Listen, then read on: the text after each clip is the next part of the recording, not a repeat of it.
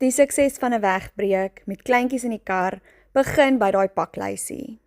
So pak saam met my kar. My mediese tassie is altyd in.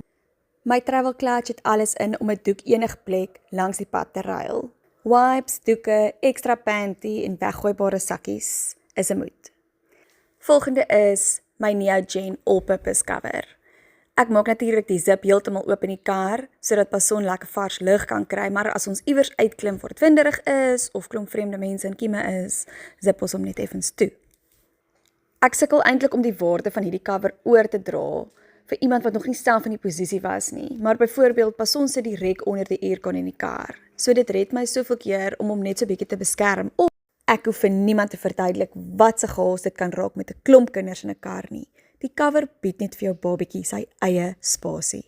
Dan maak ek ook altyd seker ek het 'n wet and dry bag in die kar, vir al daai nat, ongemaklike, stikkie gemors ongelukke wat jy nie weet waantoe om mee te gaan op die oomblik nie. My shade socks het nou al definitief beter dae gesien, maar kyk, dit is 'n moet. Dit bied privaatheid en beskerming teen die son vir jou kinders, so ek sit dit aan beide agterste vensters. Ons estetiese mooi kat organizer is veeldoelig. Ek gebruik hom as 'n car organizer, maak hom vas agter my eie sitplek vir my toddler vir haar boekies en speelgoed, snacks en water, sodat dit binne haar eie bereik is.